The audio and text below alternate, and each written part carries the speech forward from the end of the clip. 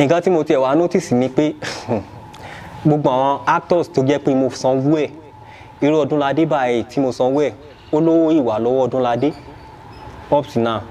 owó yẹn wà lọ́wọ́ Ọdúnládé pé Ọdúnládé máa refund wa Ben Oben kò wá ó ṣáà fún mi ní excuse àwọn èèyàn tí mo sanwó ẹ̀ gẹ́ẹ̀ kan wà tán pè ní Ṣadé Poli gẹ́ẹ̀ mo sanwó ẹ̀ ó dẹ̀ sọ fún mi pé òun ti sanwó fún gẹ́ẹ̀ pé gẹ́ẹ̀ máa refund àbí kò tí ì refund pé gẹ́ẹ̀ sọ pé òun lè ráyè wá ní owó tó jẹ́ pa ti sọ láti bóyá bíi December tá ti seal owó yẹn ó wá sọ pé gẹ́ẹ̀ yẹn rí sọ pé ó ṣáà pé sọ pé òun lè ráyè kìnnìkan ní bóyá bíi like 3 days tá máa fi bẹ̀rẹ̀ iṣẹ́ meanwhile ó wá lọ mú gẹ́ẹ̀ kan wá tó jẹ́ pé òun ló wá máa padà play role yẹn meanwhile owó tí Ṣadé Poli yẹn gbà ó yàtọ̀ sí iye tí ọmọ yẹn gbà tó jẹ́ pé ó kéré sí iye tí ọmọ yẹn gbà so bó wá ṣe di pé mo wá ṣe wá notice pé kí ló ń ṣẹlẹ̀ mo wá ṣe ń sense pé pé ẹ̀gbọ́n yẹn ti gbá mi o ó ti shit mi o pé àwa tá a ní pé a fẹ́ ná 4 million tó sọ fún mi pé 5 million tó wá dìde pé mo ti ná 8 million plus. Orúkọ mi ni Ṣọlá Kọ́mọláfẹ́ tí mo jẹ́ ọmọ bíbí Ìdó Fábọ́rọ̀ nílùú Èkìtì. Mo jẹ́ èèyàn kan tó jẹ́ pé mo like kí máa ṣèrànlọ́wọ́ fún àwọn èèyàn. So ọjọ́ kan wà tí mo wà nulẹ̀ mo wá rí neighbor mi tí tájọ́ ń gbé nulẹ̀ ó ṣàmọ́ arákùnrin kan Wálé so orúkọ arákùnrin yẹn ni Wálé Jimoh la máa ń pè máa yẹn so bí mo ṣe rí máa yẹn mo rí pé ojú tí mo mọ̀ ni mo wá try láti sense ibi tí mo ojú yẹn mo wá rí pé ó ń ṣeré orí ìtàgé nígbà kan then mo ìwà ní bóyá bí JSS 1 to JSS 2 maybe 2008 or something then mo máa ń rí face yẹn mo recognize face yẹn dáadáa ọjọ́ yẹn mo ṣáà wá kí máa yẹn mo ṣáà wọnú apartment ọ̀dọ̀ mi lọ tètè mi so later mo ṣáà wá mọ̀ pé later yẹn máa yẹn wá scott lọ́dọ̀ neighbor mi yẹn ni wọ́n pe neighbor mi yẹn ní Lẹ́kan Yányán àjọ ń gbé ibà yẹn ni so later on ṣá èmi ṣáà máa ń wà tí n bá lọ máa lọ bí iṣẹ́ máa dé ṣáà ìgbà míì tí bá wà nílé bóyá mò ń ṣiṣẹ́ lọ́wọ́ tí mò ń wá yan aṣọ àwọn kìrìkà tí n bá gbé kí látọ̀ so later ṣáà wá introduce máa yẹn sí mi yẹn neighbor yẹn so from there mo dẹ̀ sọ pé okay fine èyàn sọ fún mi pé ẹ̀gbọ́n lélẹ̀ o kìnnìkan pé òun máa fẹ́ kí n máa ṣáà máa bóun help ẹ̀ kí n máa mo dẹ̀ ní pé okay pé we are brothers pé wọ́n lè wá máa kí èmi náà so máa yẹn ṣáà máa ń wá mo ṣáà wá sọ fún máa yẹn ṣáà wá sọ story ẹ̀ fún mi bọ́n ṣe gbaṣẹ́ lọ́wọ́ òun nígbà tó ń wà l'Ábújá bó ṣe jẹ́ bóun ṣe lówó rí tán gbaṣẹ́ lọ́wọ́ òun tí wọ́n sáàkì òun pé àwọn kan wọ́n rọ́ọ̀bù ní company ibi tí òun ti ń ṣiṣẹ́ l'Ábújá ó ṣáà sọ fún mi báyẹn mo wá wí pé pé èyà sọrí pé ó sọ pé ó ti tó bóyá bíi pé òun ti ń sọ fáwọn sí pé ó ti ṣe díẹ̀ and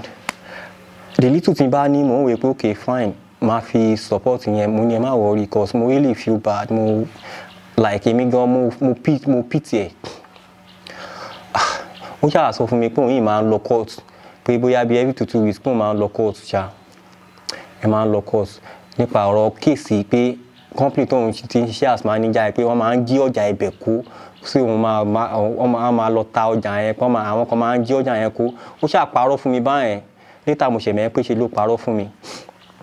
so mo wá ṣáà sọ pé okay mo wá sọ fáwọn tó wà nílé pé ẹ wo anytime tẹ bá ti dáná láàárọ̀ ọ̀sán alẹ́ ẹ máa make sure pé ẹ fún máa èlò oúnjẹ so sometimes wà tó jẹ́ pé tí bá ń jáde mo tẹ̀ máa send owó sákàǹtì máa rẹ̀ pé ó yá brother ẹ gbà mo lè máa jáde o ó lè pẹ́ kí n tó délé o ẹ lè fẹ́ ra anything ó yẹ ẹ gbà ẹ get bá yẹn ẹ fi ra nǹkan ẹ get bá yẹn débi pé most àwọn ọ̀rẹ́ ìyàwó ẹ̀ wọ́n máa bá mi nílé wọ́n máa kúnlẹ̀ wọ́n máa dúpẹ́ pé mo ṣe o bí mo ṣe ń yẹ̀pù èèyàn báyìí báyìí ṣáà sọ pé ẹ wò ẹ̀yin ẹ má worry so mo máa ń ro ọ̀rọ̀ máa yín gan cause this man we are talking about is above 50, let me just say maybe like 51, let me just say 50 upward ṣá ni máa yìí. So mo máa ń wò pé báwo ló ṣe lè máa èèyàn tó ti rí báyìí tó jẹ́ pé mi fún ara mi mẹ́ pé mo mọ̀ nínú fíìmù tí mo máa ń wò dáadáa nínú fíìmù tó dẹ̀ yẹ pé àwọn èèyàn ìgbà tí mo wá ṣàǹgbóró ẹ̀ wọ́n ṣe sọ pé ó ti lówó rí ó ti ṣe kinní kan rí ó ti ṣe bọ̀ ó máa jẹ́ kí n máa ń feel báyìí pé èèyàn tó ti lówó rí tó ṣẹ̀ wá padà sí irú situation báyìí tó jẹ́ pé wọ́n á scott lọ́dọ̀ ẹgbẹ́ àbúrò ẹ̀ pé màá make sure pé mo ṣe nǹkan tí bá lè ṣe tó jẹ́ pé àjọ máa fi wà okay. So later ṣá mo ṣáà try láti sọ pé okay I wanted to produce my own movie because mo ní ọ̀gá mi ní Ògbólúkẹ́ but then I was trying to call my boss but ọ̀gá mi kò pick call and mo dẹ̀ try láti test wọn pé okay boss mo fẹ́ produce movie but then wọ́n reply message meanwhile mi mọ̀ pé bóyá gbogbo ìgbà yẹn náà ṣe try láti ṣe processing kan fẹ́ travel out lọ abroad kan fẹ́ lọ ya iṣẹ́ kan. So later mo ṣàwá mọ̀ pé wọ́n sí láàrin ni so later on mo wá wí pé mi ṣe try láti ẹ̀ ti pé kí n tiẹ̀ fi kí n fi help ẹ̀gbọ́n ẹ̀sìn tó jẹ́ pé òun náà wà into entertainment tó dẹ̀ yẹ pé ṣé gbogbo nǹkan tí mo fẹ́ ṣe yìí náà òun náà mọ̀ pa ẹ̀ cause èmi mọ̀ pé mọ̀ pa ẹ̀ cause producer náà ni mo ti fíìmù ẹ̀ tí mo ti wò is more than 5 tí àwọn yàtọ̀ sílẹ̀ tí mo ti mọ̀ pé ó wà nínú ẹ̀ gan tí mo mọ̀ pé producer ni mo wá wí pé ṣé kí n tiẹ̀ fi kíní support ẹ̀gbọ́n ẹ̀ ni so àwọn èèyàn tó wà ní mo ṣàwà sọ fún mi pé mo dẹ̀ fẹ́ ṣe nǹkan kan báyìí pé ẹ̀gbọ́n ẹ̀ ó wù mí kí n fi nǹkan báyìí support ẹ̀ kájọ fi ran wa lọ́wọ́ so mo wá pè mo wá sọ pé mo wá ní pé ẹ̀gbọ́n mo ní pé ẹ wá rí mi mo wá test ẹ pé kán wá rí mi nínú ilé so ìgbà tó wá dé mo wá sọ fún mi pé ẹ̀gbọ́n mo fẹ́ ká ṣe nǹkan kan mo wá sọ pé ó wù mí pé kájọ help ara wa pé bẹ́ẹ̀ ṣe ń jókòó sílé yìí pé iṣẹ́ máa lè máa wọlé fún yín mo wá sọ fún mi pé mo ní ẹ̀gbọ́n mo ní pé ẹ̀jọ́ mo ní pé iṣẹ́ mi pé mo ti máa ń sọ fún yín pé mo fẹ́ produce iṣẹ́ tó jẹ́ pé ẹ̀yin náà dẹ̀ máa advice mi pé kí n wà very careful pé torí pé mo dẹ̀ mọ̀ pé nínú knowledge ẹ ti máa ń ṣe àwọn kan báyìí tó jẹ́ pé mi náà mọ̀ pé nínú knowledge pé okay ẹ jẹ́ ká try láti jọ ṣe movie yìí pé tá bá jọ ṣe movie yìí pé tí a bá ta ilé tá bá rówó ń bẹ̀ gain wá ẹ̀ a máa tún try láti mọ bá ṣe máa ṣe ẹ̀ and a máa tún lè fi produce mi pé tá bá ti jọ produce ẹ̀ báyẹn pé face yín tán ti gbàgbé tipẹ́tipẹ́ for like 10 years now tó yẹ pé ẹ ti produce mọ̀ pé wọ́n máa recognize face yín padà pé tẹ́ bá recognize face yín padà pé from there wọ́n máa pè yín síṣẹ́ padà pé èmi náà pé tá bá dẹ̀ fi produce maybe like 5 movies this year pé tá produce back to back pé wọ́n máa recognize face wa pé from there wọ́n máa pè wá síṣẹ́ wọ́n mọ̀ pé ó wù mí kó yẹ pé tá bá jọ ṣiṣẹ́ yìí pé ó máa lè help yín pé torí pé mo fẹ́ nǹkan tó jẹ́ pé mo fẹ́ nǹkan tó jẹ́ pé ẹ̀yin inú yín máa fi máa dùn padà tó jẹ́ pé ẹ máa rí bi lọ tó jẹ́ pé ẹ lè achieve dream yín pé cause mo mọ̀ pé dream yín náà lè tó jẹ́ kẹ́ ẹ sọ pé bóyá ẹ fẹ́ ṣe inú ẹ dùn gan inú ẹ dùn so aṣáwà plan pé okay kí ni first move tá fẹ́ ṣe aṣáwà sọ pé okay ẹ jẹ́ ká contact èèyàn tí tó máa bá a kọ story so bá ṣe wá pé máa tó máa bá a kọ story yẹn nìyẹn so ìgbà tá a pé máa yẹn aṣáwà sọ fún mi pé okay story báyìí nǹkan báyìí la fẹ́ máa yẹn dẹ̀ bá wa sọ pé okay fine story ó ṣàbá a kọ story yẹn so ìgbà tó kọ story yẹn story tó fún wa ìgbà tó kọ story yẹn ó sọ pé story yìí pé okay budget mi ni pé mo fẹ́ ná bóyá bíi 3 million fi ṣe movie yẹn 3 million ni budget mi pé okay this my budget now is 3 million tí mo fẹ́ fi ṣe movie yẹn but ìgbà tí màá yẹn wá sọ pẹ̀lú bá ṣe pẹ̀lú àwọn fíìmù yẹn mo fẹ́ kí fíìmù yẹn ní àwọn mo fẹ́ kó ní àwọn cast tó jẹ́ pé ó máa ta fíìmù wa tó jẹ́ pé kì í ṣe pé bóyá táwọn èèyàn bá rí wọn nílé ìwò fíìmù yẹn àwọn èèyàn tó jẹ́ pé tó máa ta fíìmù wa dáadáa làwọn èèyàn tí mo fẹ́ kó wà ń bẹ̀ ẹ get báyìí so máa yẹn wá sọ fún mi pé aṣáwá ní meeting pẹ̀lú máa tó bá kọ script pẹ̀lú Mr. Wálé àtèmi àwa mẹ́tẹ̀ẹ̀ta aṣáwájú kù so aṣáwájọ ń conclude pé ok tá bá máa ṣe story yìí báyìí pẹ̀lú gbogbo nǹkan tá a fẹ́ tó dẹ̀ máa fún wa lówó dáadáa ní pé ká ná bóyá bíi pé 3 million tí mo plan ẹ̀ ò lè yá 1 and 2 pé kò lè yá pé bọ̀ pé tí a bá rí bíi 4 million pé ó máa yá everything tó jẹ́ pé ó máa yá gbogbo anything tá a bá fẹ́ fún movie pé 4 million ẹ̀ ti wà okay fún wa láti fi ya fíìmù yẹn mo wá ní 4 million mo ní mi really ní 4 million ẹ̀ pé but 4 million is okay cause mo ní àwọn àjọ kankan tí mò ń dá pé 4 million is okay so movie yẹn mo ṣá àkọ́kọ́ fẹ́ ya movie yẹn ní that should be around maybe like October ending of October yẹn na plan ẹ̀ pé a máa jẹ́ pé iṣẹ́ yẹn ó máa jáde bóyá bí a máa sáré ṣiṣẹ́ yẹn bóyá bí December àbí nǹkankan so iṣẹ́ yẹn máa jáde ní December that was last year pé iṣẹ́ yẹn máa jáde ní December but ìgbà táwa ṣá bẹ̀rẹ̀ láti máa ta bẹ̀rẹ̀ movie yẹn mo ṣá make sure pé mo sanwó èèyàn tó bá kọ story from there a pè máa kan wà tó ń jẹ́ Wálé Razak ó máa ń I don't know ó ṣá máa ń fi òun yẹn ló fẹ́ fún wa ní la fẹ́ rent kìíní lọ́wọ́ ẹ̀ equipment la fẹ́ lò àṣà pè máa yẹn náà wọ́n ṣá sọ̀rọ̀ so máa yẹn ó ṣá sọ fún bóyá máa gba bóyá bí 900k or something yeah maybe like 900,000 ló máa gbà fún maybe like 7 days ta fẹ́ lò ok fine ojú ẹsẹ̀ mo dẹ̀ sọ pé ok ṣé kí n send owó Mr. Wale ní pé kí n má ti send owó pé kí n ní sùúrù pé kán béèrè lọ́wọ́ èèyàn mi pé so eléyìí tó bá ti pè wá la máa ṣe fine àdẹ̀ ní sùúrù so maybe like second day tó dẹ̀ wá di pé ó rí ìṣèyàn mi ó ṣàwá sọ fún ẹ pé best offer ní ti Wálé Razak yẹn so pé ká deposit sì tó jẹ́ pé kì í ṣe aṣáwá deposit owó a deposit 500 so kù 400 tá máa fún máa yẹn so later on bó ṣe di pé wọ́n ṣàn try láti contact àwọn actors tá fẹ́ lò gẹ́gẹ́ báyẹn owó yẹn mo ṣàn send 400 eléyìí tí mo send 400 500 300 1 million like 1 million bí mo ṣáà ṣe ń send owó yẹn sí tó bá ti béèrè pé òkè o actor báyìí la fẹ́ sanwó wọn màá send ẹ̀ sí mi fẹ́ máa irú Ọdúnládé báyìí mo send owó Ọdúnládé sí àwọn tí mo fẹ́ lò Ọdúnládé Anta Kevin what is it called Kiss Daniel Banks àṣà so àwọn actors yẹn so bí mo ṣe ń send owó yẹn sí tó bá ti béèrè lọ́rùn pé a ti fẹ́ sanwó nǹkan báyìí a ti fẹ́ sanwó nǹkan báyìí màá make sure pé mo send ẹ̀ so àkáǹtì ẹ̀ ni mo wá ń send owó yẹn sí cause a sọ pé àtijọ́ sọ ìmọ̀ àti ẹ̀tijọ́ sọ ẹ̀ pé kí n máa send ẹ̀ sí àkáǹtì pé so tá bá máa fi parí movie yẹn á lè mọ gbogbo nǹkan tá a ná mo dẹ̀ sọ wípé yeah ó make sense so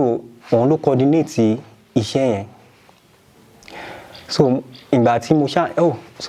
ìgbà tá à ń try láti ṣe meeting pẹ̀lú máa tó ń ṣe tó bá kọ script yẹn àtijọ́ plan pé máa yẹn ló máa direct movie yẹn duty pé òun ló kọ script yẹn pé ó máa mọ nǹkan tí a máa ṣe so àtijọ́ lágrímẹ̀t yẹn so from there mo ṣáà sọ tó bá ti béèrè pé ok owó nǹkan báyìí la fẹ́ san màá make sure pé mo send ẹ̀ sí so ìgbà tí mo ṣáà san owó yẹn dé bóyá bíi I think maybe like 3 million or something tó kù díẹ̀ kí n san owó yẹn pé ó ṣàwá sọ fún mi pé boss pé owó yìí o pé pẹ̀lú gbogbo nǹkan tí nǹkan sọ everything pé a lè rí iṣẹ́ yẹn figure out ní amount àjọ conclude yẹn which is 4 million or something so wá sọ pé owó yẹn máa cost wa bóyá pé owó yẹn ó máa cost wa bóyá bíi 5 million I was like ẹ wo àtijọ́ sọ pé èyí báyìí la fẹ́ náà pé work on my budget pé ẹ try láti work sórí budget èmi fún ara mi pé budget mi ni kẹ́ jẹ́ ká work on. Wọ́n ṣàwá sọ pé àṣàjọ wá drag ẹ̀jẹ̀ sọ́ọ̀sì wọ́n sọ pé okay no wàhálà pé màá wá bí màá ṣe raise ẹ̀. So tí wọ́n súnmọ́ time ìgbà tí a máa shoot okay December yẹn ló yẹ ká shoot bọ̀ ó sọ pé àwọn actors kankan pé wọ́n wà available pé January pé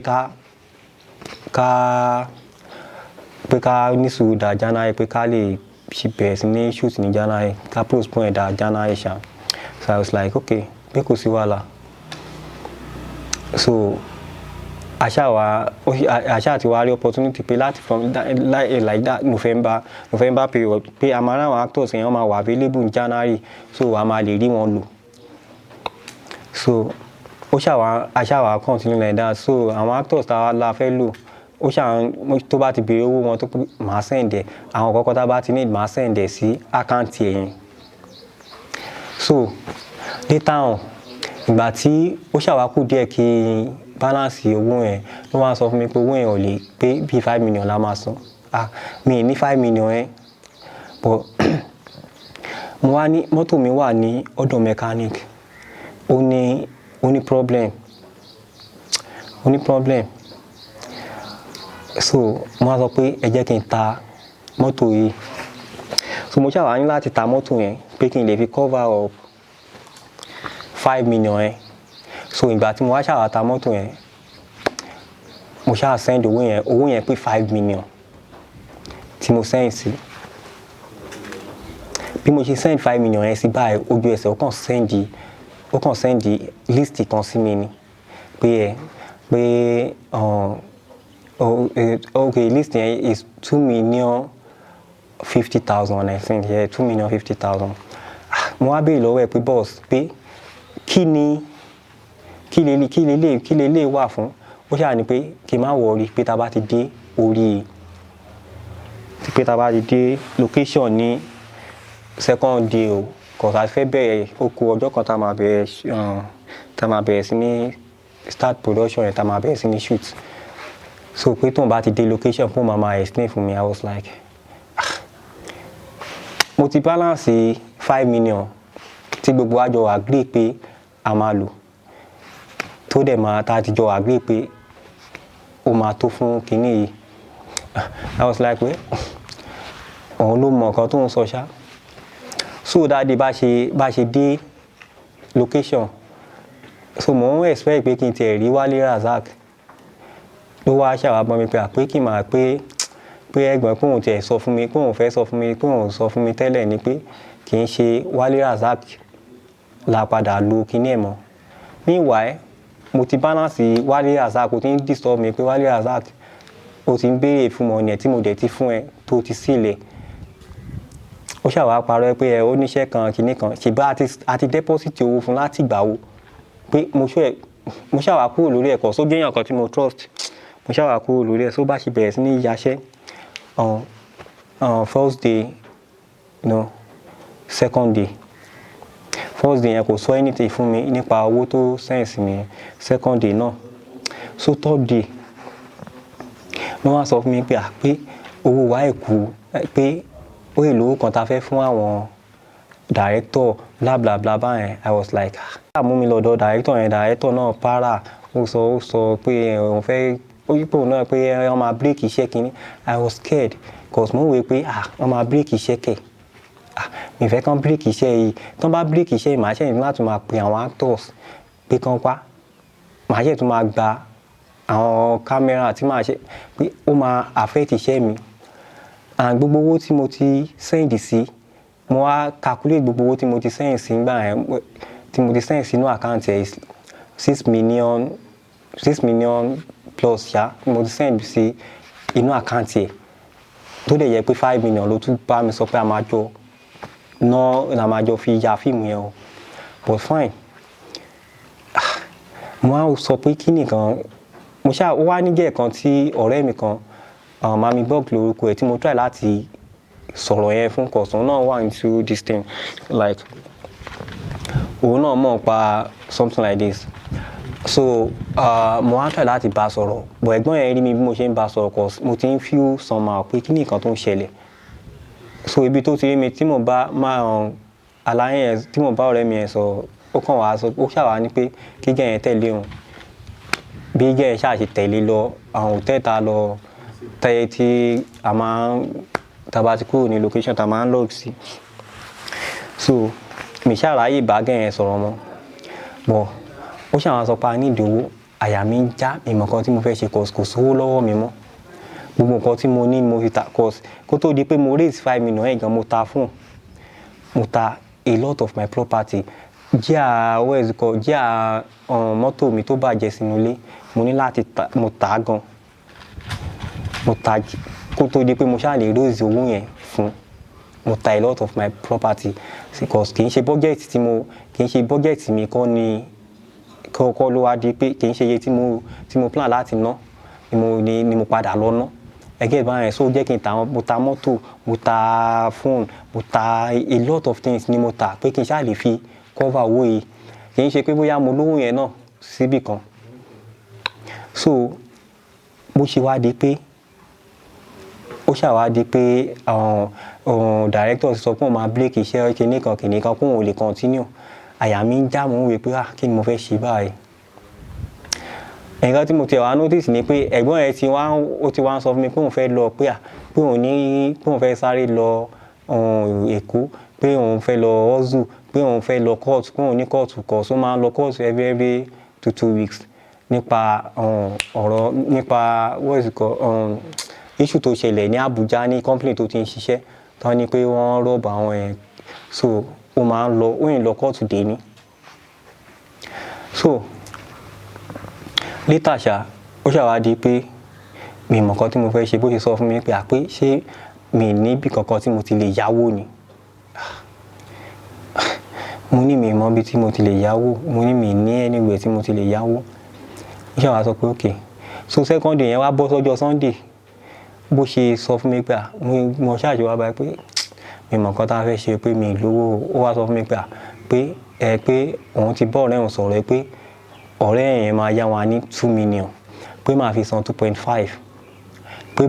pé máa ní láti gbé mọ́tò mi pé gbé mọ́tò lẹ̀ cause mọ́tò mọ́ sí mi ó wà lọ́wọ́ mi tí mo fi ń rally round nígbà tá à ń ṣe tá à ń shooting location yẹn ó wà lọ́wọ́ mi. Wọ́n á wí pé okay máa gbé mọ́tò lẹ̀ ó yá bó ṣe ní kí n bá ṣe gbàbẹ̀ lọ ọ̀dọ̀ ọ̀rẹ́ nìyẹn. So ọ̀dọ̀ ọ̀rẹ́ tá lọ bá ṣe lọ́dọ̀ ọ̀rẹ́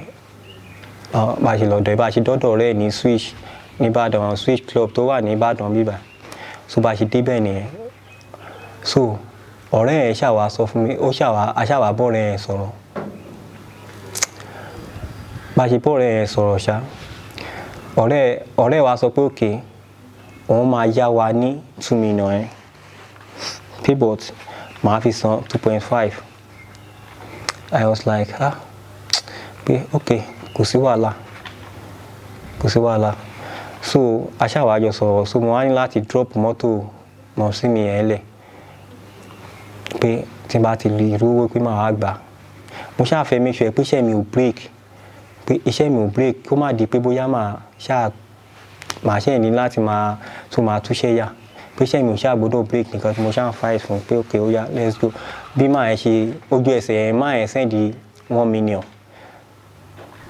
million sí okay wọ́n ní kán send sí mo ní kán send sí àkáǹtì wọn due to pé tí n bá gbà sí àkáǹtì mi náà àwọn náà máa padà send sí mo ní kó send sí ọ̀rẹ́. So ó send 1 million yẹn sọ̀rẹ́ ojú ẹsẹ̀ àkúrò ń bẹ̀. Okay máa yẹn wá sọ fún mi pé kó tó di pé wọ́n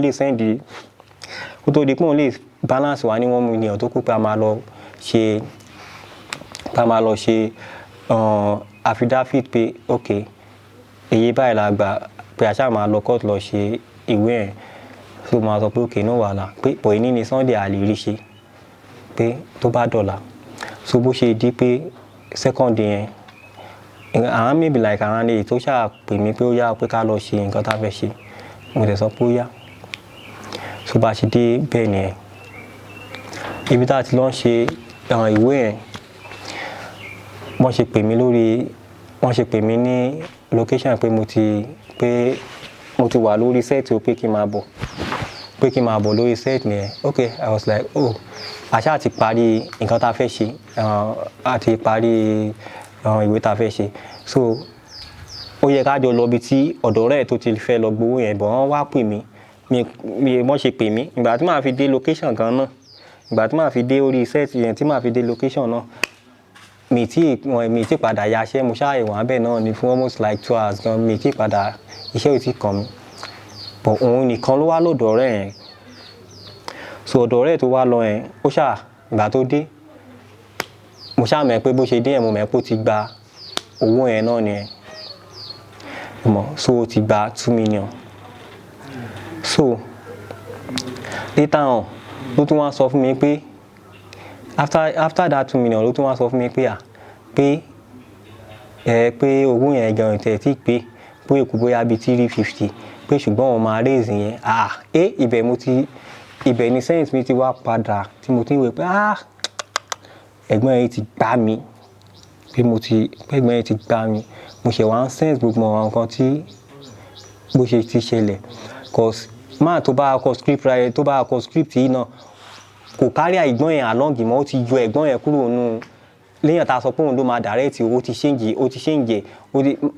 jẹ́ kí máa yẹn direct máa yẹn gan wá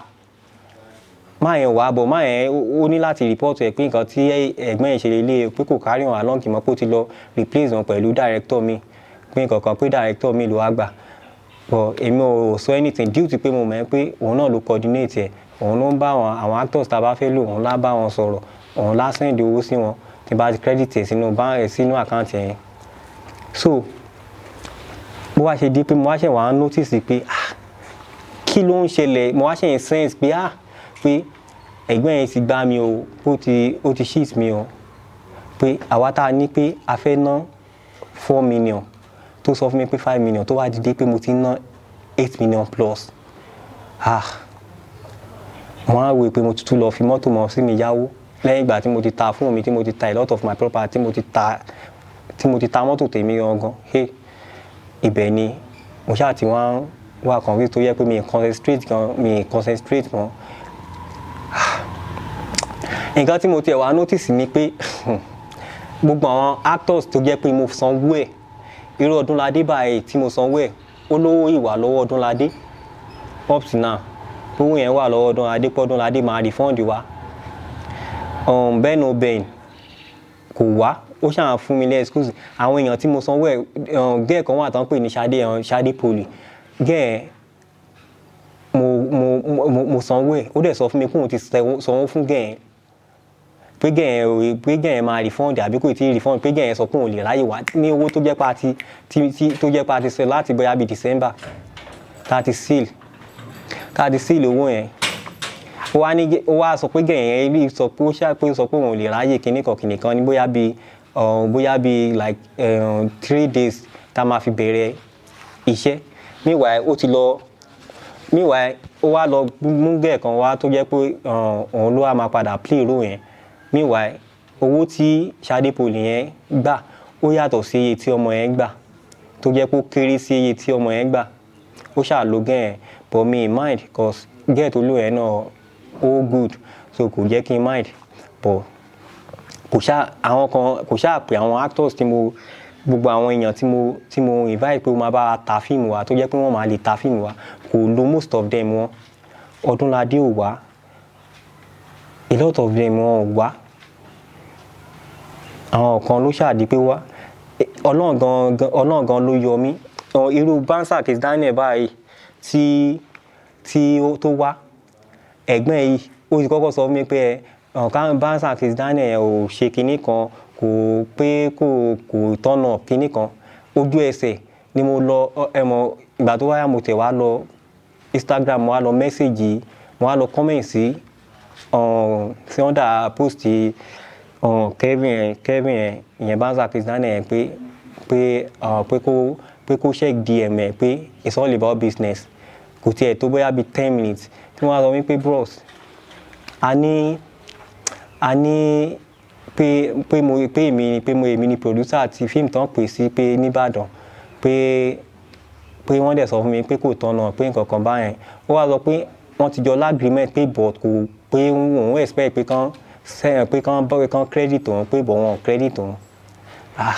meanwhile mo ti send owó máa yìí kò tún fẹ́ sanwó máa ẹ̀ but èmi ò tiẹ̀ mi tí mọ̀ kankan so mo wá ṣáà ní láti sọ pé ok pé kó fún mi nọ́mbà ẹ̀ so èmi àti máa ẹ̀ máa ti Kevin wá jọ sọ̀rọ̀ àwa sọ mo wá lọ mẹ́sẹ̀gì Mr. Wale so pé nǹkan báyìí la yọ sọ pé nǹkan Mr. Wale ṣáà wá sọ pé ok wọ́n ṣáà wá sanwó Banza Kizz-Daniel if not kò ní sanwó yẹn á dẹ̀ tún náwó yẹn so ó ṣáà wá bá mi jà pé director boy sọ̀rọ̀ pé mo lọ contact àwọn actors tí kinní pé ṣé mi trust àwọn ní kinní kan wọ́n á ní pé kò rí bẹ́ẹ̀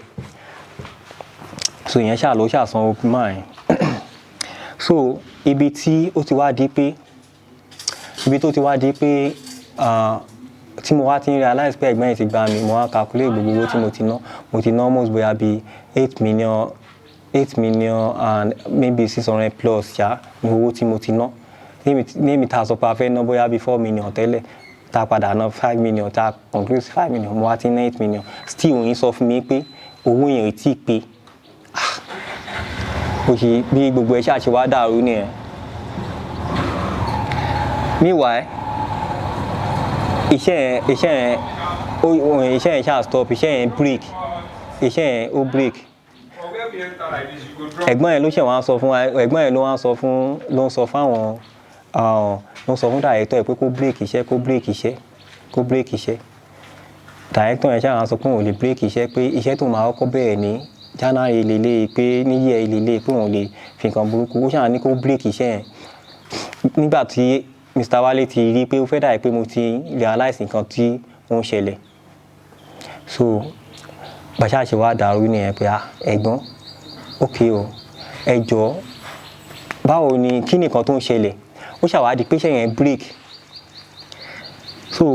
ọjọ́ yẹn aṣáwájọ ń drag ẹ pé kí ló ṣẹlẹ̀ báwo lẹ ṣe náwó gbogbo owó yìí still iṣẹ́ mi break ní iṣẹ́ tó jẹ́ kí n sọ pé tó jẹ́ kó mú mi lọ́dọ̀ rẹ̀ lọ yáwó so aṣáájọ drag ẹ̀ ìgbà tó wá yá mo wá ní pé kó fún mi ní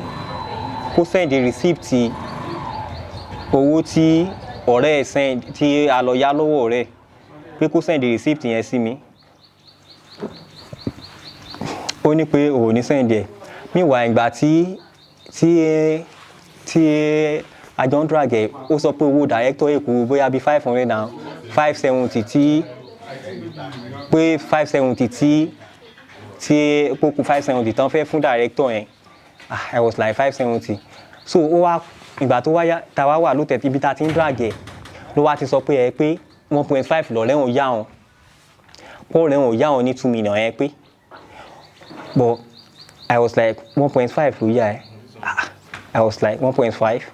ó wá ní pé 1.5 ni ló yá wọn kìnnìkan àwọn á béèrè lọ́wọ́ pé àwọn actors tí mo pè kí ló dé tán wá Ọdúnládé tí mo sanwó ẹ̀ fún ẹ kí ló dé tí ò wá àwọn èèyàn tó yẹ pé mo sanwó ẹ̀ fún wọn àwọn guest irú what is it called kìíní Mimi Daniel I don't know really morúkọ gẹ́ẹ̀ tí mo sanwó ẹ̀ fún ẹ kí ló dé tí ò wá irú alámàlò Barnabas gẹ́ẹ̀ òṣù tó dẹ̀ yẹ kó gba owó ẹ̀ náà ṣe pé owó ẹ̀ everything ni mo ti san fún ẹ pé kí ló dé tán wá ẹ̀mọ̀ mo ṣáà bá ń drag ẹ̀ báyẹn kìnnìkan cause most àwọn gan tí tá a lò wọ́n ṣáà ok fine so ó ṣàwádìí pé aṣáàjọ ń drag ẹ̀ báyẹn ó ṣáà ní 1.5 lọ́rẹ́wọ̀n yá wọn pé ó sọ bẹ́ẹ̀ due to pé a fẹ́ fún director yẹn ní balance ẹ̀ so I was like okay 1.5 ṣáà ní gbogbo owó ta ṣáà ti ná báyìí gbogbo ta ṣáà ti ná àti ná 8 million and 6 million plus ṣáà la ṣáà ti ná so bó wá ṣe di pé mo ṣáà ní pé fine fíìmù mi báyìí ó break ẹ gbowó lọ́wọ́ mi iṣẹ́ mi náà ti done wọ́n á ní pé ẹjọ́ ẹ send the receipt gbogbo bẹ́ẹ̀ ṣe náwó yẹn receipt ẹ send ẹ sí mi ó ní pé òun lè send ẹ o ó ní pé òun lè send ẹ pé báwọn náà ṣe pé òun lè send ẹ sí mi wọ́n á ní pé eléyìí tó tẹ̀ wá important jù ni pé ṣé ẹ set up mi ẹ set me up pé ok send the receipt tí ọ̀rẹ́ ẹ tó fi owó tó send sí ẹ tó ló send sí ẹ tí a lọ fi jáwó èmi ló ṣàyàwó ó yẹ kí n rí receipt tó yẹ pé confirmation tí màá fi mọ̀ pé ok òótọ́ lọ̀rẹ́ ẹ send owó sí wa o ní ò lè send ẹ sí mi ò pé rọ I was like everybody ti wá depart ngbà yẹn ó ti padà síbi tó ti wá so wọ́n á ní pé kó send receipt yẹn sí mi pé mo fẹ́ rí tó máa fi jẹ́ proof pé ok òótọ́ la yáwó lọ́wọ́ rẹ̀ ó ní pé òun lè send ẹ sí mi o lè send ẹ ok mo ní fine tó bá lè send nọ́mbà ọ̀rẹ́ ẹ̀ sí mi jẹ́ kí n bá sọ̀rọ̀ bí mo ṣe fẹ́ sanwó ẹ̀ tí màá dẹ̀ gba mọ́tò mi ó ní pé òun ò lè fún mi ní nọ́mbà ọ̀rẹ́ òun kí n bá sọ̀rọ̀ ṣe ibẹ̀ mo ti ń wé pé nǹkan ti ń ṣẹlẹ̀ so mi mọ̀ nǹkan tí mo fẹ́ ṣe mọ́ mo ṣáà ń wò pé èmi àtàwọn ọ̀rẹ́ mi wọ́n ṣáà ń try láti bá a sọ̀rọ̀ pé kí nìkan tá a fẹ́ ṣe múvì lélẹ̀ múvì náà àtúgbé àyàṣẹ́ tán àwọn scenes tó èkó yìí tó bóyá bíi like 10 scenes tó yẹ pé àìtí ìyà tó dẹ̀ ń sọ fún director pé kán break iṣẹ́ pẹ̀lú owó tí mo ti ná ó dẹ̀ ní kán break ẹ̀ meanwhile ó yẹ ká lo 7 days àìlò bóyá bíi 4 days because àwọn crew yẹn àti everybody wọn sùn hotel táwọn ti padà àlò bóyá bíi like maybe 4 days kò pé 5 days so táwọn yẹn ti lọ meanwhile gbogbo owó yẹn náà ló dẹ̀ gbà lọ́wọ́ mi owó hotel fún 7 days náà ló gbà lọ́wọ́ mi o owó equipment yìí 7 days náà ni tó dẹ̀ yẹ pé àlò 7 days yẹn so bó ṣàṣewá di pé mo ní pé ẹjọ́ gbogbo owó receipt gbogbo owó ta ná ẹ send ẹ sí mi gbogbo bẹ́ẹ̀ ṣe credit àwọn people àwọn actors yẹn everything ó ní pé àpérò pé nǹkan tó máa fi ṣe prove tòun nìyẹn kíníkan bí ibẹ̀ mo ṣáà ti wá rí pé something is going on mi wá mọ̀ nǹkan tí mo fẹ́ ṣe mọ́ mo ṣáà try best mi àwọn èèyàn ṣáà bá sọ̀rọ̀ pé báwo la fẹ́ parí kíní àwọn èèyàn tó jẹ́ most àwọn kan tó pè síṣẹ́ kò fún wọn irú Bọ̀dáyọ̀mí báyìí Bọ̀dáyọ̀mí owó ẹ̀ báyìí ó yẹ kò fẹ́gbẹ́ yẹn lówó ẹ̀ pé irú Péjú báyìí náà kò sanwó Péjú pé a lot of people báyẹn owó editor tí mo ti san ò san gbèsè ẹ̀ wà nílẹ̀ báyìí owó director ó wà ń bẹ̀ ò san ìwọ iná ló sanwó Ọdúnládé àbí ẹ̀ tó ló sanwó Ọdúnládé tó ní owó ìwà lọ́wọ́ Ọdúnládé àtàwọn bẹ́ẹ̀ tó jẹ́ pé mi mọ orúkọ wọn wọ́n á ní kó send gbogbo receipt yẹn sí mi ó ní pé kò send receipt yẹn up till now kò send ẹ̀ sí mi but kọ́kọ́ tí mo ṣàwá ṣe ni pé mo wá try láti lọ ọ̀dọ̀ ibi tí ẹ̀gbọ́n rẹ̀ tí ọ̀rẹ́ yẹn ti ń ṣiṣẹ́ mo lọ try láti rí màá yẹn mi rí màá yẹn àwọn security mo wá bá wọ́n wá ṣàzọ pé màá yẹn ò sílé so mo wá kúrò ń bẹ̀ second time tí mo tún padà lọ bẹ̀ àwọn security yẹn náà mo bá mi rí màá yẹn so mo ṣàwá try láti sọ pé mo need the number máa yìí so mo wá sọ fún security yẹn mo wá fọgbọ́n gba number yẹn lọ́wọ́ security pé number tí mò ń pè kó jẹ́ kí n wo number máa yẹn bóyá eléyìí tí mò ń pè ní àbí bóyá bí second number ẹ̀ ló ní bóyá kì í ṣe second number so mo sọ pé eléyìí tí mò ń pè ò lọ pé kó jẹ́ kí n wo number yẹn síra meanwhile mi ní number ọ̀rẹ́ so ibẹ̀ mo ti fọgbọ́n gba number máa yẹn lọ́wọ́ security meanwhile ìgbà tí mo gba number yẹn gan mi wá pé máa yẹn I don't call the man due to pé mo ń rò pé jẹ́ kí n ní sùúrù cause kò tí ì sówó tí màá fi gba mọ́tò padà so mo ṣáà wà worried mi lè jẹun mo sick since then sef mo ti mi get ara mi láti bóyá bí since then up to now so mo ṣáà try láti sọ pé báwo mo ṣe fẹ́ gba mọ́tò padà báyìí pẹ̀lú agreement ayọ̀ ṣe pé anything tí n bá ti sanwó yẹn wọ́n ṣáà fún mi lé month pé kí n fi raise owó yẹn wọ́n fún mi lé month pé kí n fi raise 2.5 yẹn pé tí n bá ti raise ẹ̀ pé any action tó bá wù wọ́n náà lè gbé wọ́n á ní pé fine bó ṣe di pé mo ṣáà wà worried mo ṣáà try láti raise owó yẹn so later owó tí mo ṣáà expect mo expect owó kan bóyá bí maybe like maybe 1 million bí 1 million ṣá tí mo expect so owó yẹn wọ́n ṣáà èèyàn tí mo ti ń dájọ́ yẹn ó ṣáà wá fún mi lówó yẹn so owó yẹn mo try bí mo ṣe gbogbo mo ṣáà make sure pé mo tún ta shop mi shop tí mo ti ń ta boutique mi mo ní láti ta gbogbo àwọn furniture tó wà bẹ́ẹ̀ meanwhile payment rent mi náà ti fẹ́ dìrun bẹ́ẹ̀ so gbogbo àwọn furnitures tó wà bẹ́ẹ̀ mo ta everything mo ta pé kí n ṣáà lè gádà owó yẹn mo ta furniture mo ta àwọn kankan tó wà bẹ́ẹ̀ everything tí mo ṣáà wá ta everything so mo ṣáà ta bóyá bí 900,000 kí n lè fi raise owó yẹn so mo ṣáà wá kúrò ṣọ́ọ̀bù yẹn gbogbo ọjà mi ó wà nínú ilé bí mo ṣe ń sọ ó wà nínú ilé báyìí tí mo kó sínú ilé tó wà bẹ́ẹ̀ so mo kó àwọn ọjà mi wálé mo kó sínú ilé pé kí n lè raise owó yẹn so mo ṣáà wá sọ fún mi pé mo wá message ẹ pé ok o owó yìí o mo ti rí o pé ṣùgbọ́n owó yẹn ò tí pé 2.5 o pé bọ̀ iye báyìí ni mo rí pé since tẹ́ ti sọ pé 1.5 lẹ yá pé sóun sì ń báyìí pé 1.5 náà máa ní láti dá padà ó wá sọ pé ọ̀rẹ́ òun máa gba interest náà kó máa gba 25%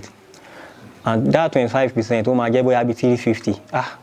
mo sọ pé ok pé kò sí wàhálà mo ṣáà make sure pé ok mo ṣáà wá raise 1.850 so ìgbà yẹn mo wá ṣe wá mẹ́sẹ̀gì ọ̀rẹ́ tí mo wá bọ́ọ̀rẹ́ sọ̀rọ̀ tọ́rẹ́ wá send account number sí mi mo wá send owó yẹn sí sọ̀rẹ́ so ọ̀rẹ́ wa mention kankan nígbà tí mo ń bá ọ̀rẹ́ sọ̀rọ̀ lórí fóònù ọ̀rẹ́ ní pé ṣebí pé mo wá sọ wípé 1.5 la ní a yá lọ́wọ́ yín ọ̀rẹ́ sọ pé ṣé pé rọ̀ pé 2 million la yá lọ́wọ́ àwọn ní 2 million la yá lọ́wọ́ àwọn wọ́n á ní pé ok pé mo ṣáà ń bọ̀ sọ̀rọ̀ ẹ̀ wá ní pé kí n mú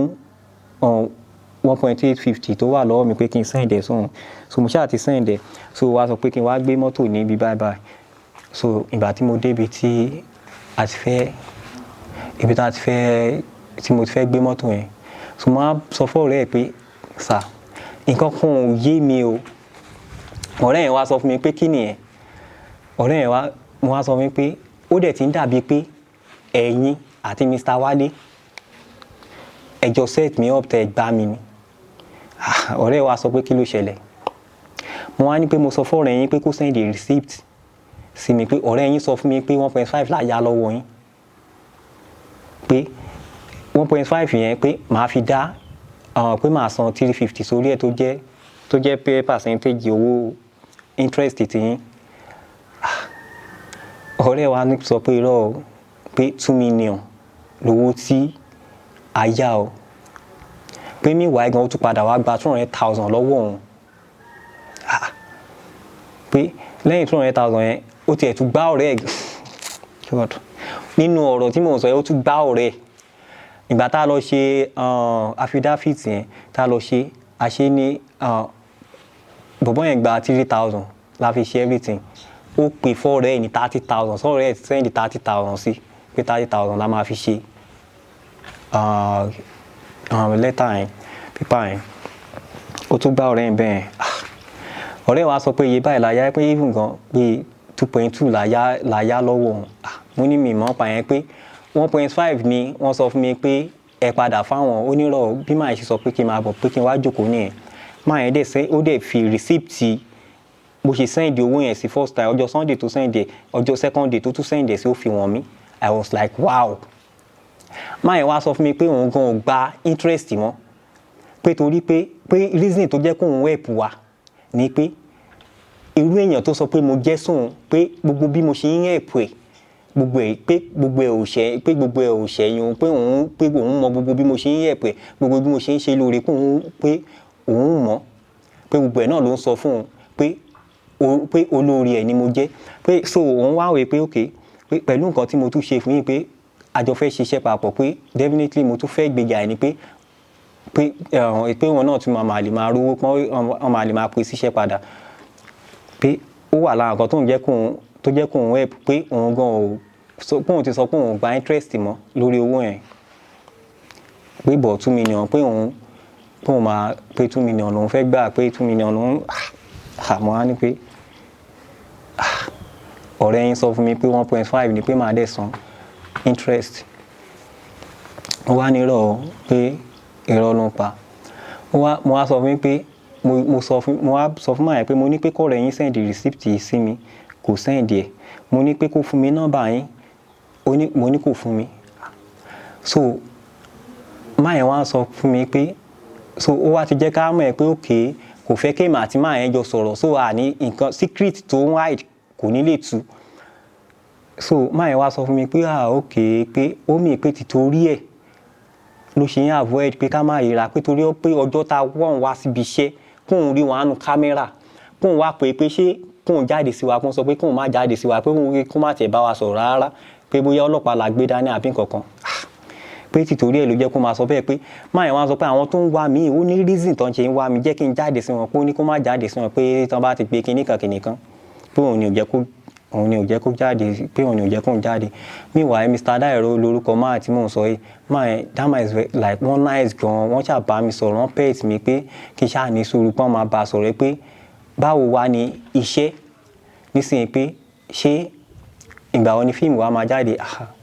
mo ṣáà sọ pé ọ̀rẹ́ yín wọ́n padà break iṣẹ́ o máa yẹn pariwo pé wálé pé why pé òun dẹ̀ sọ fún gbà yẹn o pé òun pé gbà tó sọ fún òun pé òun fẹ́ yáwó pé wálé ṣé ọmọ yín ìbá owó tó fẹ́ gbà ẹ̀ pé ṣé o máa fi ilé ìbá parí fíìmù ẹ̀ ṣé lè ṣáà máa parí fíìmù ẹ̀ ó sọ fún òun pé ẹ̀ pé ó máa parí ẹ̀ meanwhile definitely máa yẹn ti mọ orí ìwà tó ní ó dẹ̀ ti mọ àwọn nǹkan tó ṣe máa yẹn ṣáà wá sọ fún mi pé kí n ṣáàjọ pé gbogbo pé ibi tí mi tiẹ̀ sọ̀rọ̀ dípò ti yé òun pé àkínṣọmọdé pé gbogbo nǹkan tó ń ṣẹlẹ̀ báyìí pé àtijọ́ understand ẹ̀ pé pọ̀ kí n ṣáà jẹ́ àfi sùúrù ṣe so máa yẹn mo ṣàwárí láì dé pé ok a máa ṣe àṣàjọ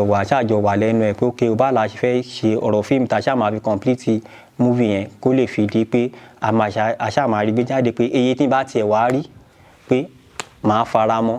màá ṣáà lè tún fi recover padà bọ̀ ìgbà tó tẹ̀ jẹ́ pé iṣẹ́ ti break báwo mo ṣe fẹ́ rówó so àṣàjọ sọ̀rọ̀ yẹn àwọn director ń béèrè owó wọn editor ń béèrè owó wọn everybody wọ́n béèrè owó wọn èmi dẹ̀ ilé mi ìlówó lọ́wọ́ mọ́ ìyẹn mo ṣáà lọ gba mọ́tò mo ṣáà gbé mọ́tò mi kúrò mo gbé mọ́tò kúrò ń bẹ̀ lọ́dọ̀ máa ẹ̀ so bó wá ṣe di pé máa ẹ̀ kí nìkan tá a fẹ́ ṣe gbogbo owó tí báwo la ṣe fẹ́ ríra báwo la ṣe fẹ́ ṣiṣẹ́ máa ẹ̀ mi padà rí mọ́ láti January tó ti lọ up to now wọ́n ti báyìí ló pé 7 months tá a ti ṣe iṣẹ́ yẹn tó dẹ̀ yẹ pé iṣẹ́ yẹn ò jáde mi ì dẹ̀ rówó pùṣẹ̀ in fact àwọn owó tí mò ń rí gan àwọn owó tí mò ń rí mo ṣáà try láti raise owó editor mo try láti bá editor yẹn sọ̀rọ̀ pé ṣé ó ní ọgbọ́n tá a lè dá sí bóyá kó ṣàbá wa edit movie yẹn so ká lè wò bóyá a máa lè rí àwọn scenes tó kọ àní ráyè aṣáàmà mọ bá ṣe máa ṣe ó wá ní pé òun á try bọ̀bọ́ yẹn ṣáà make sure pé ó gba owó ẹ̀ lọ́wọ́ mi mo ṣáà mo try láti hustle bóyá bí 250 owó bọ̀bọ́ yẹn so owó bọ̀bọ́ yẹn I think is maybe like 390 mi mọ̀ bó ṣáà ṣiṣẹ́ ṣáà mo ṣáà send bóyá bí 200,000 sí bọ̀bọ́ yẹn I think 200,000 àbí 250 ṣáà mo ṣáà send ẹ̀ sí bọ̀bọ́ yẹn pé bóyá ó lè bá rí nǹkan ṣe sí meanwhile bọ̀bọ́ yẹn náà lélẹ́yìí ìgbà tí mo send owó sí tán òun náà ò tọ́nà mọ́ due to pé nǹkan tí màá ń ṣe ló jẹ́ kó di pé òun náà act báyẹn pé kò wú sí nǹkan tí màá ṣe náà kò sí anybody tó dá sí wọn mọ́ mo ṣe since then kò sí gbogbo investment mi orí ẹ̀ ni mo ná everything sí mi ní ẹ mọ̀ I don't have anything again and this man mo ń try láti sọ pé okay kí n ṣáà rí kí n rí but mi mọ address ẹ mi mọ ibi tó wà cause mi mọ and nǹkan kan wá ṣẹlẹ̀ tí neighbor mi ṣe rẹ̀ pé neighbor mi tó jẹ́ pé ó yẹ kí n carry along kí n gbogbo ìgbà tí à ń ya gbogbo ìgbà tí mo fẹ́ ṣiṣẹ́ yẹn ó ti sọ fún mi pé kí n má carry neighbor mi ìyẹn Lékan Yàyà yẹn pé kí n má carry along mo á béèrè pé kí ló ṣẹlẹ̀ ó ní pé torí tó bá yẹ pé òun ni mo sọ fún un pé màá ná tó bóyá bí 10 million so ó wá ní issue kan tó yẹ pé ó ṣàwá bà bọ̀bọ̀ yẹn jẹ́ fún mi gan ó bà jẹ́ ọ̀rọ̀ kan ṣẹlẹ̀ nípa generator àbí nǹkan kan ó ṣàwá bà jẹ́ pé ó bà bọ̀bọ̀ yẹn jẹ́ fún mi gan tó jẹ́ pé kò jẹ́ kí n ṣàkárí bọ̀bọ̀ yẹn àlọ́ sún ìgbà tó rìn yẹn wá ṣẹlẹ̀ mi wàá lè sọ fún bọ̀bọ̀ yẹn mi ṣàwá láti gbà yẹn mi ṣàá nísìnyí báyìí ó tẹ̀ ti block mi mo try láti ṣe gbogbo nǹkan tí mo lè ṣe pé kí n ṣáà fi mọ ibi tó ń gbé kí n ṣáà fi rí mi tiẹ̀ mọ̀ nǹkan tí mo fẹ́ ṣe mọ́ and this thing now movie yẹn ó ti pé 7 months mi kò jáde èmi gan fún ara mi I don't like I'm fucking broke I don't have money like I don't even have money to push the movie again mi ní kankan mọ́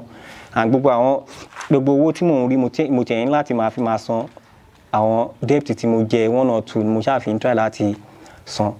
and this man ó dẹ̀ wá bẹ̀ẹ́ náà ó ń gbádùn and later mo wá ní àwọn èèyàn kan wá message mi pé ìwà tó ń wù nìyẹn pé mi mọ́ ni àwọn kan ṣẹ̀ wá sọ fún mi pé àwọn kankan tó ń ṣe tẹ́lẹ̀ náà nìyẹn pé bí pé kó lùyàn jìbìtì àwọn kan báyẹn ló ń ṣe so mi mọ bí mo ṣe fẹ́ wá sí mi mọ bí tí mi fẹ́ rí báyìí.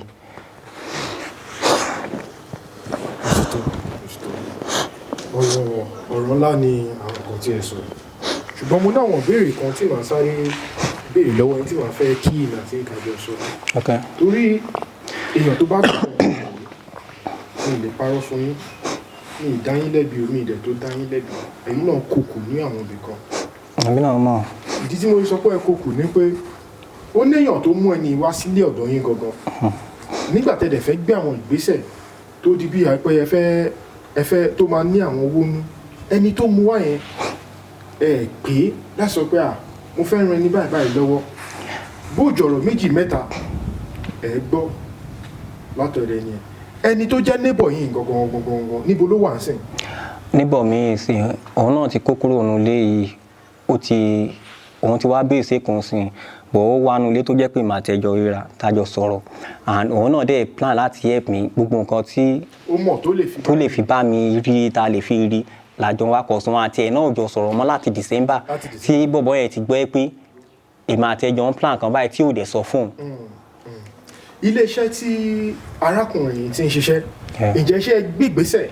láti lọ sí ibi bẹ̀ torí tẹ bá gbé ìgbésẹ̀ tẹ bá dé iléeṣẹ́ náà tó bá pẹ́ mọ̀ bẹ̀ tẹ bá dárúkọ ẹ lè rí ènìyàn méje àbí èèyàn kan tó lè ràn yín lọ́wọ́ láti sọ wẹ́ àbá àbíkẹ́ ìjọ tó bá máa ní court case torí ẹjọ́ náà gẹ́gẹ́ bí bẹ ṣe sọ ó sì wà nílé ẹjọ́ ẹ máa lè lọ síbi tó bá ti ń ṣẹjọ́ náà tẹ máa ti mú. oye lóòótọ́ ni mo try but kò sí bí mo ṣe fẹ́ ṣe dìtì pé Àbújá ló ti máa ní ọ̀rọ̀ yẹn ti ṣẹlẹ̀ Àbújá ló ti ṣẹlẹ̀ and from Ìbàdàn ló máa ń travel lọ Àbújá so kò jẹ́ kí n mọ mi mọ iléeṣẹ́ yẹn mi mọ mo ṣe lè locate ẹ̀ kò sí Àbújá ni. ní gbogbo ìgbà tí arákùnrin tí à ń sọ yìí tó ń gbé lọ́dọ̀ ọ̀rẹ́ yín tó dín pé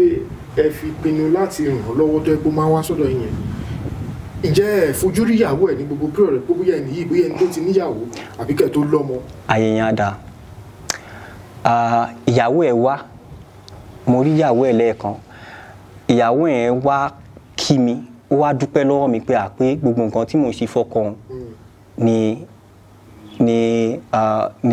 ọkọ wọn sọ fún mi pé mo really ṣe pé mo ṣe gan-an tó yẹ pé mo ṣáà ní kí woman yẹn pé kó dìde pé kó má sọ mí dà Ọlọ́run pé ẹ̀gbọ́n mi náà ni pé àtijọ́ da ẹ̀kan pé kó má bọ̀dà pé kó má wọlé so ẹ̀kan yẹn ni mo rí ìyàwó ẹ̀ fẹ́dà ìpò mọ́ ọmọ ẹ̀kan náà dá nígbà yẹn tán spend maybe like a day or something or 2 days ní ọ̀dọ̀ níbọ̀ mi ẹ̀. ọmọ olúwo gangan ni Mr. Wálé tí à ń sọ yìí. mo fẹ́dà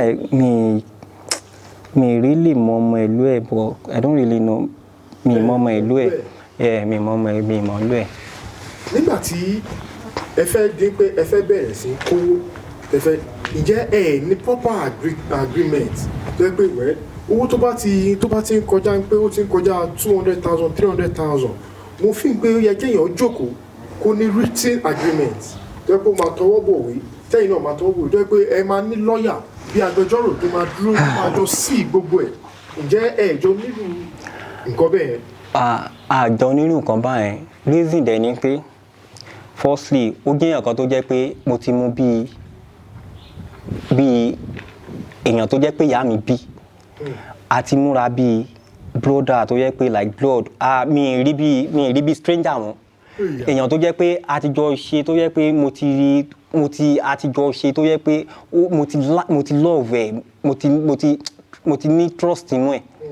tó jẹ́ pé mi rí bí èèyàn tó lè harm mi àbí tó lè betray mi ẹgẹ àmú dẹ̀ rí bíi pé èèyàn tó mọ̀ kan tí ó ń ṣe tó mọ̀ kan tó ń wá tó dẹ̀ mọ̀ pé òun fẹ́ gbéga fún ara ẹ̀ so kò jẹ́ kí n gbogbo plan mi ní pé òkè ẹ̀gbọ́n ẹja àjọ ṣe kínní yìí tábà jọ ṣe tó bá jáde ẹ má wọrí àjọ máa mọ bá ṣe máa pín owó pé bọ̀ owó yẹn ń ṣe problem pé bọ̀ mo ṣáà fẹ́ nǹkan tó jẹ́ pé àjọ máa fi dìde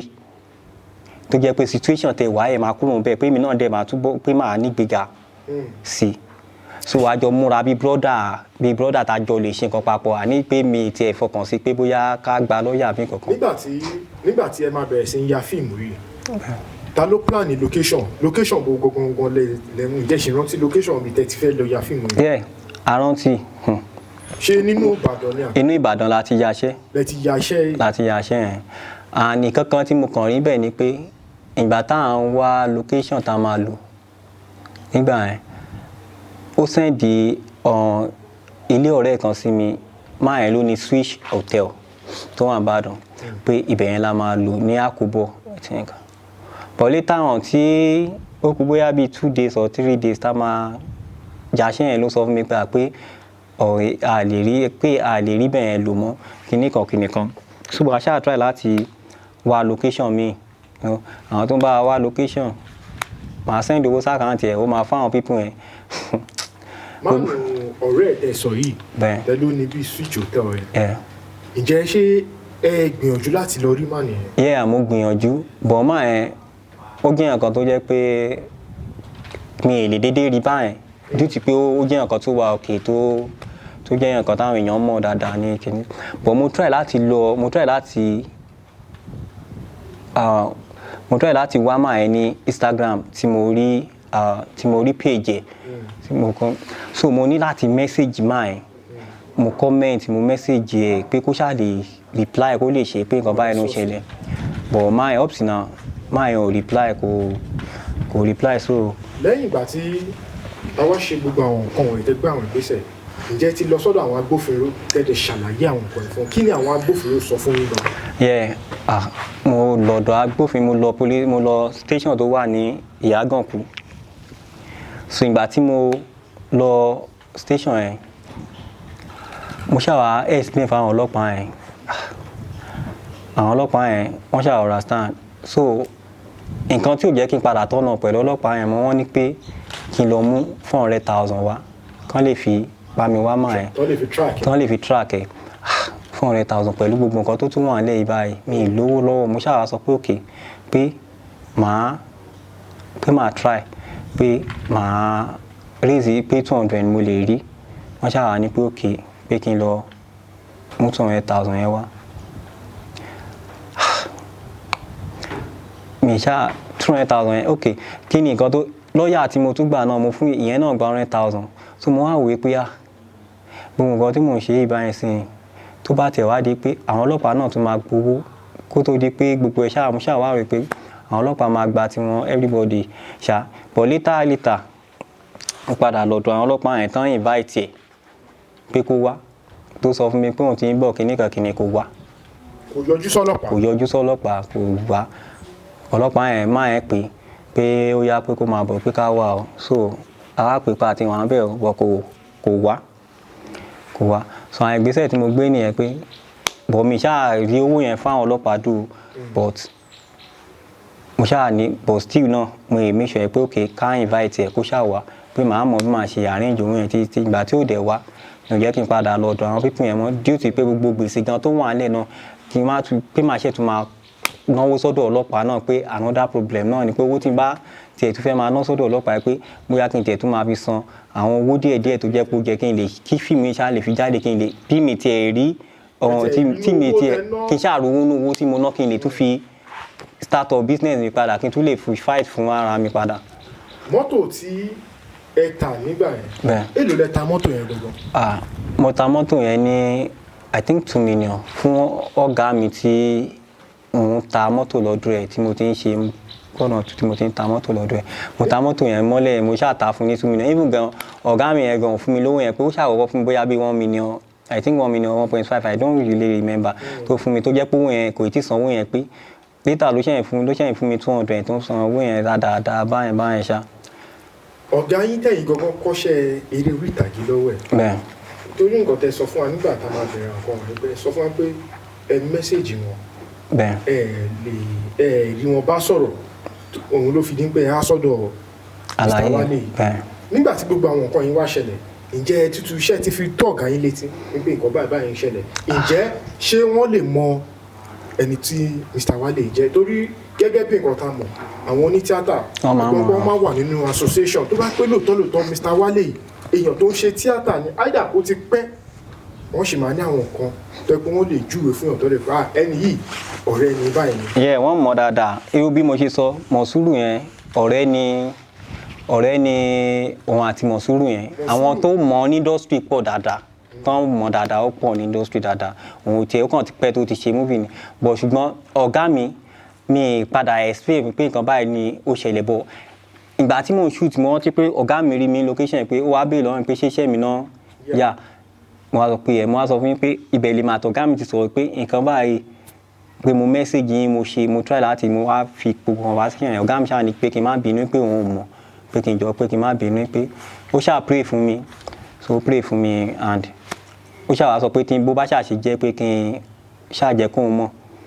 kẹ́ báyẹn dẹ̀ ní pé òkè bọ̀ mi tiẹ̀ wá sọ anything fún ẹ mọ̀ mi sọ anything fún mọ́ nígbà tó jẹ́ pé gbogbo ẹ̀ tẹ̀ ti rí báyìí ẹnu ogan mo tiẹ̀ fẹ́ fi sọ. lọ́wọ́lọ́wọ́ báyìí sẹ́yìn kí lẹ á fẹ́ gbogbo ẹ fẹ́ kí àwọn ẹ fẹ́ kọ́ ọmọ Nàìjíríà kí lẹ fẹ́ kọ́ ṣe fún yín lórí ọ̀rọ̀ Mr. Wale kí lẹ kúrúkọ wọn. Wale Jimoh. Wale Jimoh kí lẹ fẹ́ kí wọ́n ṣe gbogbo. ẹjọ mo tiẹ̀ fẹ́ kán ràn mí lọ́wọ́ any help tí àwọn ọmọ Nàìjíríà bá lè ṣe fún mi kán bá mi ṣe cause Mr. Wale mo fẹ́ kán bá mi kó kọ́kọ́ lọ rìpọ́ọ̀tù ara ẹ̀ ní station kó kàn lọ wà ń bẹ̀ náà fún ara ẹ̀ kí n lọ bá káàmọ̀ bá ṣe máa jọ káàmọ̀ bó ṣe gbogbo owó mi kó bá mi dá owó mi padà everything kí n ṣáà make sure pé I'm okay cause right now mi mọ̀ nǹkan tí mi fẹ́ ṣe mọ́ mi fẹ́ ṣe nǹkan tó jẹ́ pé màá fi lọ máa commit crime cause